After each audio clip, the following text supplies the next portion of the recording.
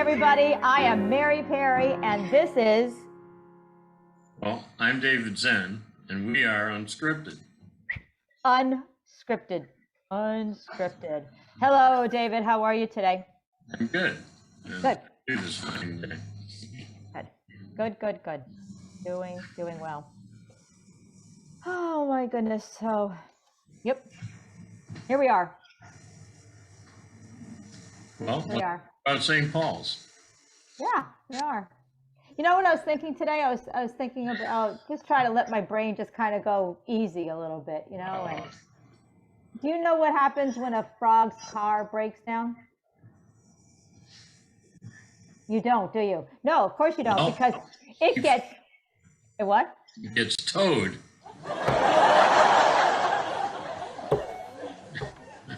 Yeah, okay. It gets towed. That's right. Started to come out strong.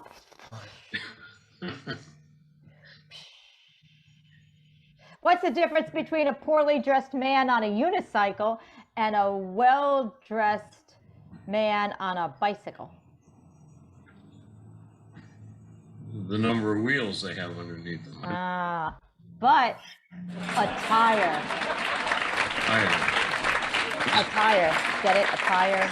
A tire. I got it. You got it? Okay. And look, you looked a little boomerang on that one, so I thought I'd help you out.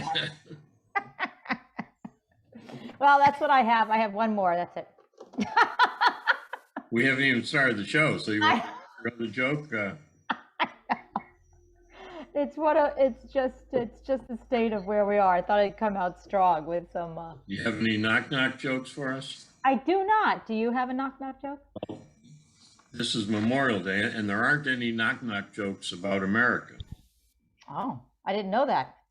Why? Freedom rings.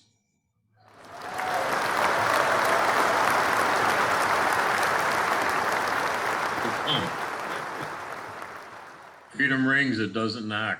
So that's why there's no... Oh! Got it. Okay, thank you. I never would have gotten... Moving right along. Okay.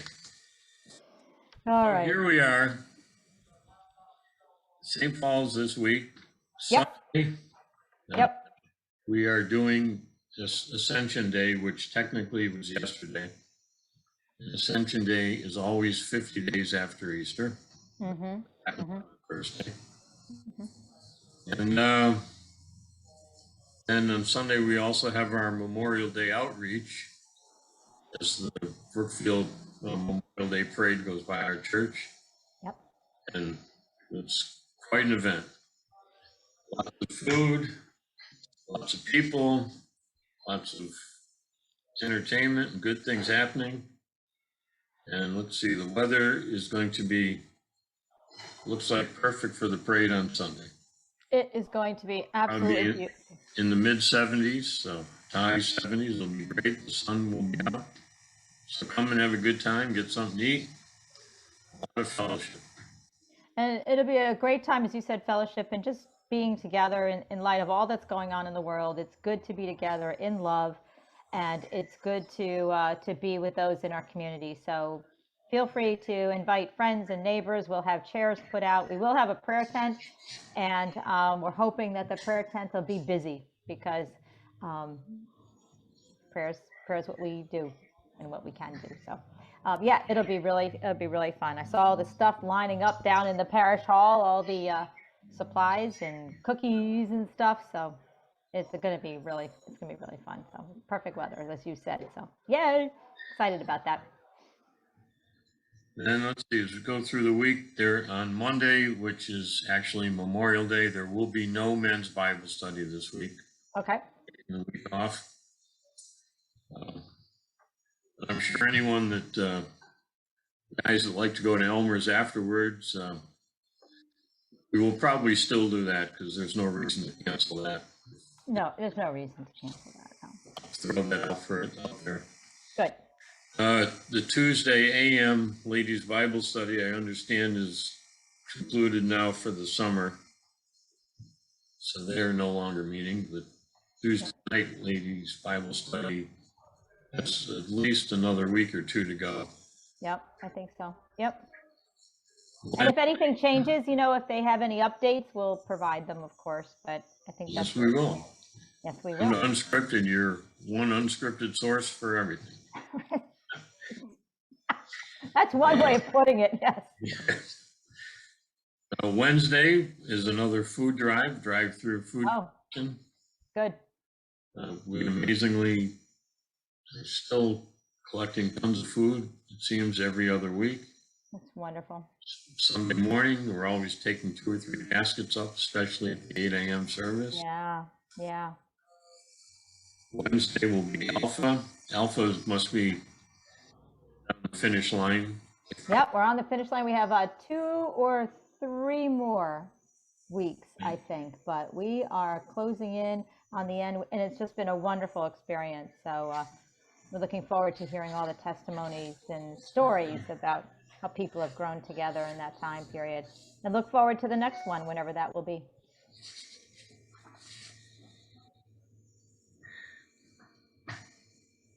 So that was my insightful comment about Alpha. very nice. Okay, thank Very you. insightful. Thank you. So we had a very interesting event happen at our church last week. What was that? Word points, and we've had on Facebook, and it's gotten a little bit of attention. So we had a woman come into our church at the 10:30 service, and as she was leaving, she introduced herself to Father Joe, Sarah Cole, and she told Father Joe her father had been a rector here. Wow. Wow. When was he a rector? He was the rector at St. Paul's from 1948 to 1954. Wow. Richard Martin, or Dick Martin as he went by. So Father Joe took her, and they went over and they looked at the plaque in the back of the church with all the rectors' names. Wow. And I think Father Joe said, well, here's Father Richard's name. And she goes, oh, my father wouldn't have liked that. Oh, really? Well, if you think back to in the 40s and 50s, especially in the Episcopal Church, we never really called priests father. Oh, I didn't know that.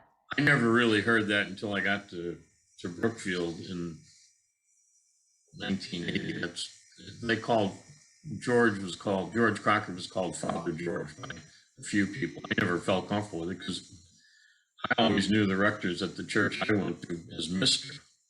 Oh, wow. Called them by anything but Mr. Yeah. What would you call them first, like Mr. last name? Like, yeah. Wow. Mr. Wilson, Mr. Rice, Mr. Lawson. I mean, they were all Mr. Interesting. Huh. Was that a local thing, or was that? No, I think that was, Father was always more of a Roman Catholic kind of. Oh. At least that's how I always kind of felt growing up. It was Father something, they were probably Roman Catholic. So anyways, Sarah Cole came downstairs.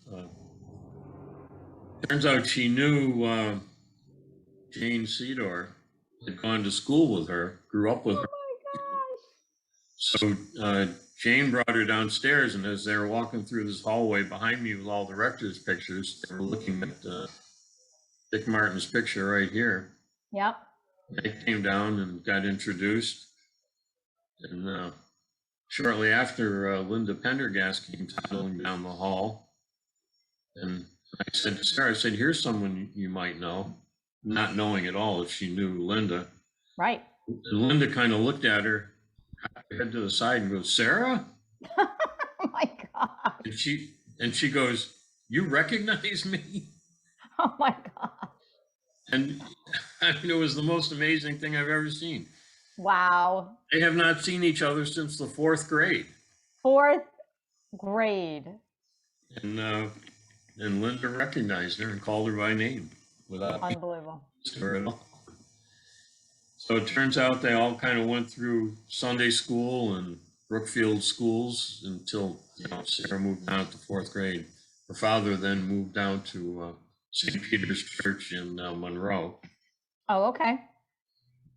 And she did mention that she lived in the rectory, which at the time was up on Long Meadow Hill Road. Oh, where was it?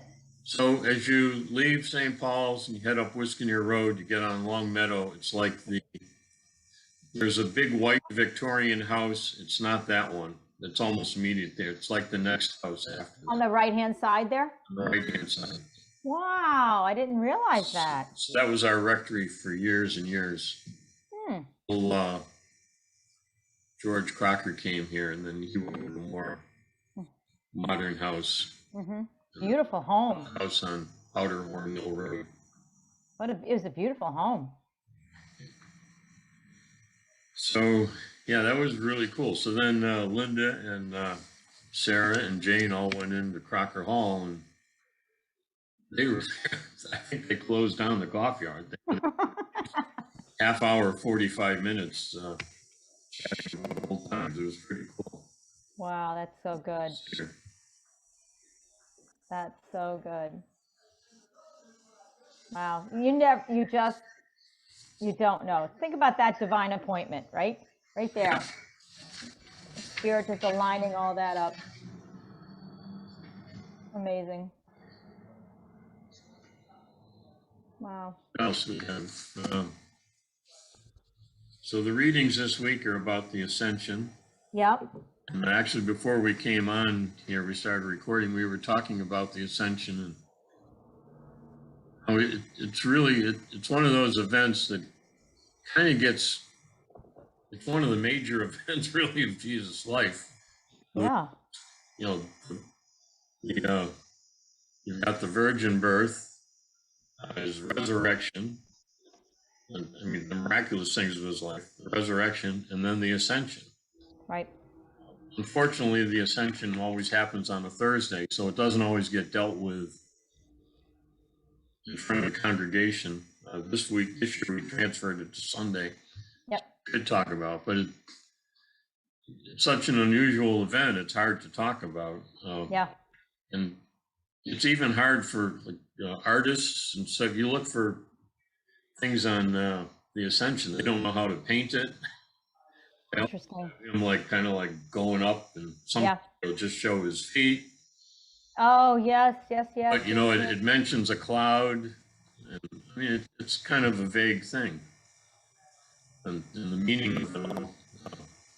I was reading through the gospel, the account we're using for the Ascension this year is from Luke. Yep. And I think one of the cool things is I just read through here. There's one kind of final gift he gives the disciples, which is very important. It's kind of a throwaway line in here. He's explaining to them when he was there, everything had to be fulfilled. And then it says, then he opened their mind to understand the scriptures. And that's huge. Yeah. So just before he sends them out to spread the gospel, it says he opened their mind to understand the scriptures. So they could understand. Wow, that is, there you go. There you go, folks. It's pretty amazing. Pretty amazing. That is truly pretty amazing. There you go. Wow. Wow. And you think, here we are all these years later, right? Still trying to figure it out. Yep. Still in, learning, studying, talking, sharing, That's amazing. So I'll give you one story before we wrap up here. Okay. And I think even you might approve this. Probably heard this before, but so a lot of churches you go into, they have various plaques and memorials around them. Some of the churches I grew up in, they had plaques of people that had died in various wars and stuff and served in the military. So at this one church, a little boy is standing in the back of the church looking at all the names on the wall of people that had died. And a clergyman comes along and says, what are you looking at? And the little boy says, all those names, who are they? And the priest says, well, that's the reason why we have Memorial Day. Those are the names of all the people that died in the service. The little boy thought about for a minute. He goes, 8 o'clock or the 10:30?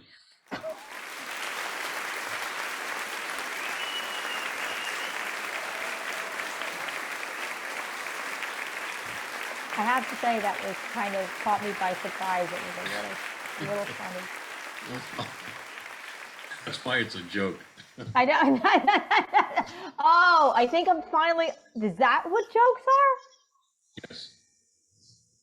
Talk about understanding jokes now. There's really something to this. Wow. What this is going to be a great Sunday. And before we wrap up, I just wanted to just to be Captain Obvious, but if anyone needs a bit of hope and encouragement, I just take a look at Father Joe's video that he sent out from a pastoral standpoint. Please take a look at it.